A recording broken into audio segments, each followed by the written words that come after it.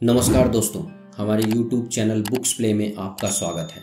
Ikigai Hector Garcia और फ्रांसिस्क मिलारेस द्वारा लिखी गई एक किताब है जिसमें दीर्घायु, तंदुरुस्त और आनंदित जीवन जीने के जापानी रहस्य को बड़े ही विस्तार से समझाया गया है। इस किताब में लंबे समय तक खुशहाल जीवन जीने वाले जापानी लोगों के कुछ नियम, उनके खान पान, रहन सहन के बारे में विस्तार पूर्वक लिखा गया है, जिसे जानने के बाद आप उन सभी नियमों का पालन कर आप भी खुशहाली भरी एक लंबा जीवन जीने को अग्रसर हो सकते हैं। जापान के लोग विश्वास करते हैं कि इकिगाई हर एक के भीतर छिपा होता है।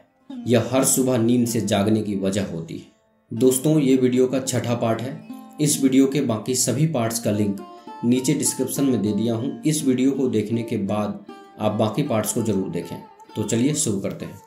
Chapter 10, gentle movements longer life, स्वस्थ और शतायु जीवन के लिए लयबद्ध व्यायाम।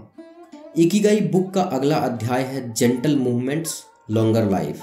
इस अध्याय में जब लेखक ओगिमी पहुंचते हैं तो वहां 80 साल की आयु के ऊपर के लोग भी फुर्तीले दिखते हैं। दीर्घायु जापानी लोग भरपूर व्यायाम भले ही ना करते हों, लेकिन भरपूर हलचल जरूर करते हैं। यहाँ के लोग हमेशा अपने शरीर को एक्टिव बनाए रखने के लिए टहलते हैं, दोस्तों के साथ बातचीत करते हैं और गाना गाते रहते हैं। जापान में ये चीजें सदियों से मौजूद है जो लोगों को फुर्तीला बने रहने के गुण सिखाती है, और इसे वेस्टर्न कंट्रीज भी धीरे धीरे अपना रही है। योग, जिसका उदय भारत से हुआ था, अब पूरी दुनिया में धीरे धीरे प्रचलित हो रहा है। योग की मदद से आप अपने दिमाग और शरीर के बीच एक अच्छा तालमेल स्थापित कर पाते हैं, जिससे आप अपना जीवन सुखी, स्वस्थ और संपन्न बना सकते हैं। आपको अपने शरीर को फुर्तीला और स्वस्थ रखने के लिए जिम जाने की जरूरत नहीं है, बल्कि आप रोजमर्रा के जीवन में सामान्य मूवमेंट्स की मदद से भी शरीर को चुस्त रख सकते हैं। जैसे योग करना बहुत ही आसान है और इसे हर उम्र के लोग कर सकते हैं। योग आज जापान और अन्य देशों में अपनाया जा रहा है। इसके ढेरों फायदे हैं और आपको इसे करने के लिए ज़्यादा समय भी देना नहीं पड़ता। इस अध्याय में आप योग के तरीके और फायदों को भी विस्तार से समझेंगे। इसके साथ ही योग के अलावा चीन द्वारा दी गई अन्य ढेरों प्रकार के मार्शल आर्ट्स की भी चर्चा की गई है। और जापानी लोग शिएत्सु को कभी नहीं छोड़ते। वह नियमित और सही तरीके से इसका पालन करते हुए अपने जीवन को दीर्घायु तक ले जाते हैं। आगे लेखक कहते हैं कि स्वस्थ और शतायु जीवन कुर्सी से उठने जितना आसान है।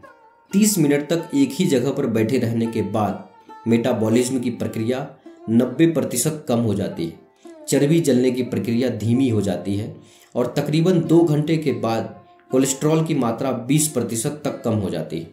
सिर्फ 5 मिनट अपनी जगह से उठने की वजह से यह प्रक्रिया फिर से शुरू हो जाती है।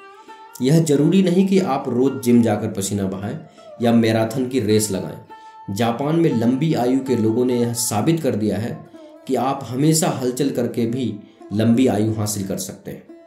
आज पश्चिमी जगत में भी भारतीय योग की पद्धति प्रचलित हो रही है।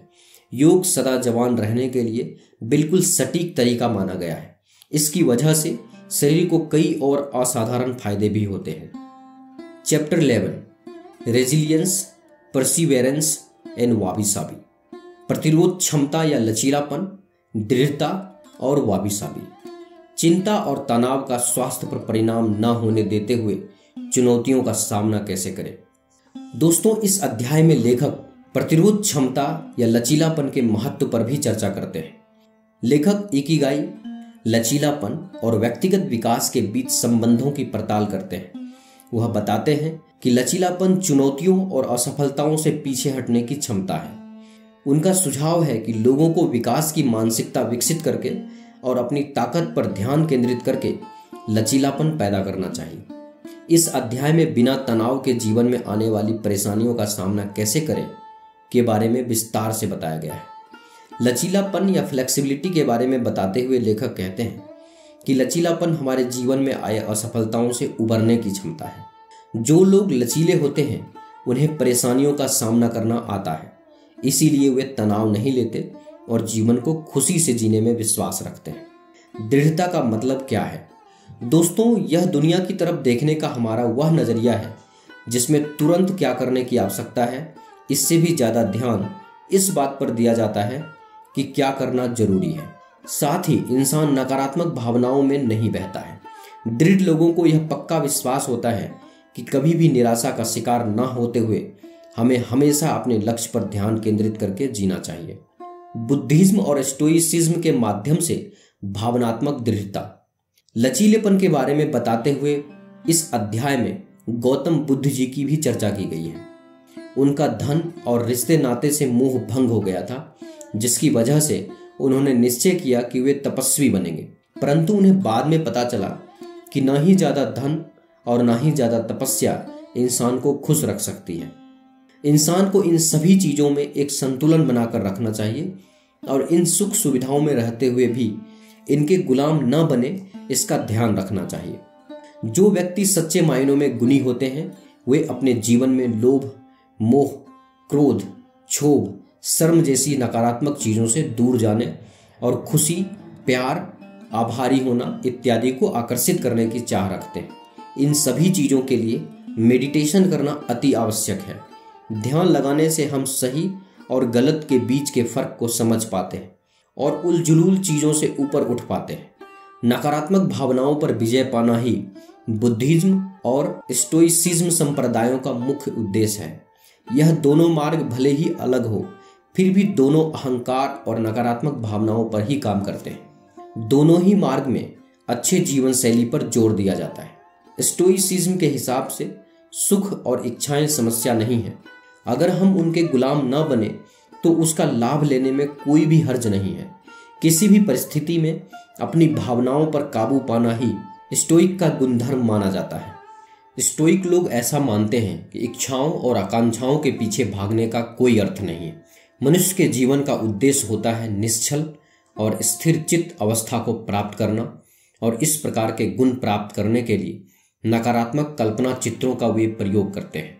वे कल्पना करते हैं कि उनके पास जो भी सुविधाएं और साधन हैं वह छिन गए तो क्या होगा। इस प्रकार वे बुरे से बुरा क्या हो सकता है इसके बारे में पहले ही सोच कर रखते हैं और उस परिस्थिति का सामना करने की तैयारी करते हैं। जो चीजें हमारे नियंत्रण में नहीं आती है उनके बारे में चिंता करने का कोई भी फायदा नहीं है। हमें यह पता होना चाहिए कि हम कौन सी चीजें बदल सकते हैं और कौन सी चीजें नहीं। इस जानकारी की वजह से हमें नकारात्मक भावनाओं को रोकने में मदद मिलती है। आपके साथ क्या घटना होती है यह महत्वपूर्ण नहीं है। महत्वपूर्ण यह है कि आप उस घटना पर क्या प्रतिक्रिया देते हैं। सामने आई परिस्थिति का सामना करके उसमें से कैसे राह निकालनी है यह उन्हें पक्का पता होता है। वर्तमान ही एकमात्र ऐसा काल है जिस पर हमारा नियंत्रण है।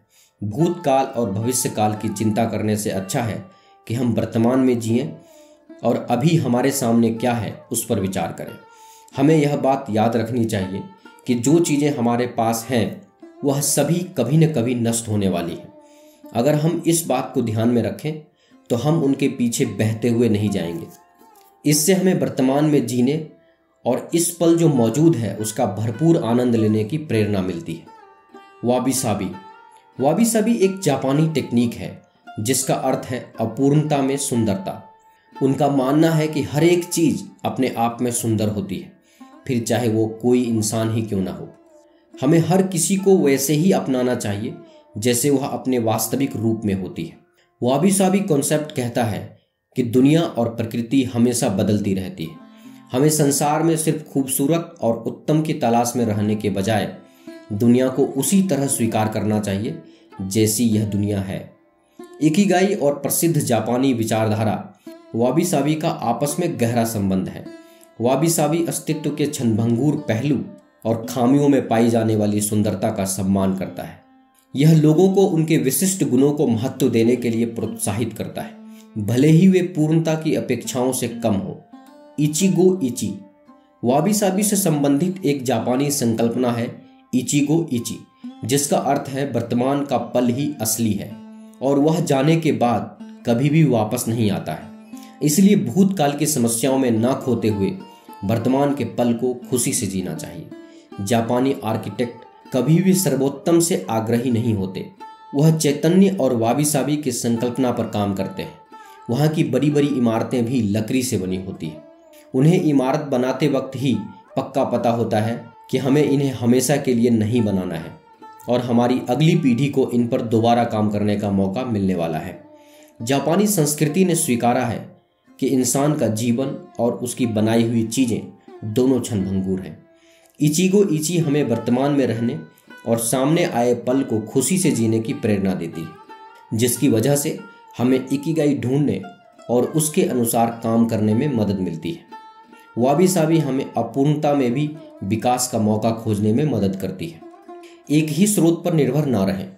आप कभी भी एक ही स्रोत पर निर्भर ना रहें। अपनी वर्तमान कुशलता के साथ साथ और भी कलाएं सीखें। इससे होगा यह कि अगर कभी परिस्थिति आधुनिक खोजों की वजह से आपके मुख्य काम में कोई दुविधा आ गई या वह काम इतना फायदेमंद ना रहा, तो आप दूसरे रोजगार विकल्प के बारे में सोच सकते हैं। सदा नए नए गुण सीखने की वजह से आप किसी भी एक चीज पर निर्भर नहीं रहेंगे। छोटे खतरों का सामना करें। छोटे छोटे खतरों का सामना करने के लिए हमेशा तैयार रहना चाहिए। अध्याय 12, nurturing Joy and meaning in everyday life. रोजमर्रा की जिंदगी में खुशी और अर्थ का पोषण। दोस्तों, इस अध्याय में लेखक हमारी दैनिक गतिविधियों के टेपेस्ट्री के भीतर आनंद और अर्थ की खोज के गहन महत्व पर जोर देते हैं। उनका संदेश इस विश्वास के साथ प्रतिध्वनित होता है कि सक्रिय रूप से ऐसे अनुभवों की तलाश करना जो हमें खुशी और तृप्ति प्रदान करे, एक संतोषजनक जीवन जीने में सर्वोपरि है। इस किताब में पाठकों को उनकी दिन प्रतिदिन की दिनचर्या में पूर्णता की भावना पैदा करने के उद्देश्य से ढेर सारी रणनीतियां प्रस्तुत की जाती है। लेखकों का दावा है कि ऐसी चीजों का खोज करना जो हमारे जुनून को प्रज्वलित करे और नियमित रूप से उसमें शामिल हो, हमारे समग्र कल्याण पर परिवर्तनकारी प्रभाव डाल सकती है। इसके अतिरिक्त वे काइंडनेस और निस्वार्थता की वकालत करते हैं और कहते हैं कि दूसरों की मदद के लिए हाथ बढ़ाना हमारे अपने उद्देश्य और संतोष को बढ़ा सकता है। मानवीय संबंधों के महत्व को स्वीकार करते हुए लेखक प्रियजनों के साथ गुणवत्तापूर्ण समय बिताने के महत्व पर जोर देते हैं। इन संबंधों को बढ़ावा देकर हम एक पोषण करने वाले वातावरण का निर्माण करते हैं जो हमारे अपने आनंद को बढ़ाता है और हमारी बातचीत को अर्थ देता है। लेखक आगे हमारे शारीरिक और मानसिक स्वास्थ्य को प्राथमिकता देने के महत्व पर विचार करते हैं। वे पाठकों को स्व देखभाल प्रथाओं में संलग्न होने के लिए प्रोत्साहित करते हैं जो कायाकल्प और पुनर्स्थापित करते हैं, यह पहचानते हुए कि हमारी भलाई हमारे दैनिक जीवन में आनंद और अर्थ खोजने में यह महत्वपूर्ण भूमिका निभाती है। लेखक संतुलन प्राप्त करने की महत्वपूर्ण प्रकृति को रेखांकित करते हैं। उनका तर्क है कि हमारे जीवन के विभिन्न पहलुओं जैसे कि काम, परिवार, दोस्तों और व्यक्तिगत समय के बीच तालमेल बिठाकर हम तनाव को कम कर सकते हैं और संतोष और पूर्ति की भावना पैदा कर सकते हैं। इसके अलावा लेखक ध्यान की परिवर्तनकारी शक्ति पर जोर देते हैं। वर्तमान क्षण का आनंद लेने और साधारण सुखों को संजोने से हम सही मायने में जीवन का आनंद ले सकते हैं। लेखक कृतज्ञता को खुशी और पूर्ति के लिए महत्वपूर्ण मानते हैं।